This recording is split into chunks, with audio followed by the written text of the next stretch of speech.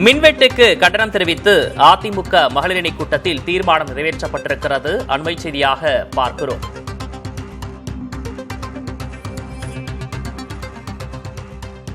இடைத்தேர்தலுக்கு தயாராவோம் என அதிமுக மகளிரணி கூட்டத்தில் தீர்மானம் நிறைவேற்றும். இது தொடர்பான கூடுதல் விவரங்களோடு செயலர் முருகேசன் இணைந்திருக்கிறார். முருகேசன், வேறு என்னென்ன தீர்மானம் நிறைவேற்றப்பட்டிருக்கு?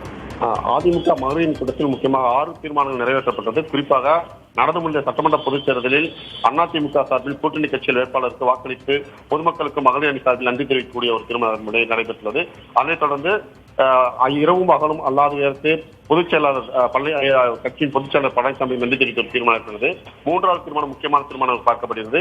பெண்கள் மற்றும் பெண் குழந்தைகளுக்கு எதிராக தொடரும் பாலியல் வன்கொடுமைகளை தடுப்பதற்கு உடனடியாக நடவடிக்கை எடுக்காமல் இருந்து வரும் பொய்க்கால் குதிரை அரசை உடனடியாக நடவடிக்கை எடுக்க வேண்டிய வலியுறுத்தி ஒரு தீர்மானம் நடைபெற்றது.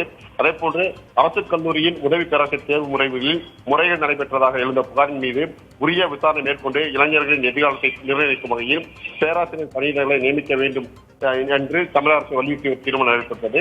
அதைத் தொடர்ந்து அறிவிக்கப்படாத மின்வெட்டு கண்டித்து ஒரு தீர்மானமும் அதனைத் தொடர்ந்து எதிர்வரும் சட்டமன்ற இடைத்தேர்தலில் மற்றும் உள்ளாட்சி தேர்தல் பணிகளை கருணை உணர்வோடு ஆற்றி கழகத்திற்கு வெற்றி பெருமை சேர்த்திட மகளிர் அணி சூழலைப்போம் என்று ஒரு தீர்மானம் மட்டும் 6 தீர்மானம் நிறைவேற்றுள்ளது.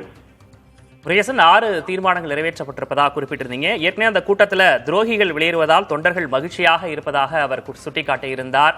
போன்ற பல்வேறு விஷயங்களும் அங்கு இடம்பெற்றிருந்தது. அதுவும் கூடுதல் கவனம் பெறுகிறது. தற்போதைய விவரங்களை வழங்கியமைக்காக நன்றி முருகேசன்.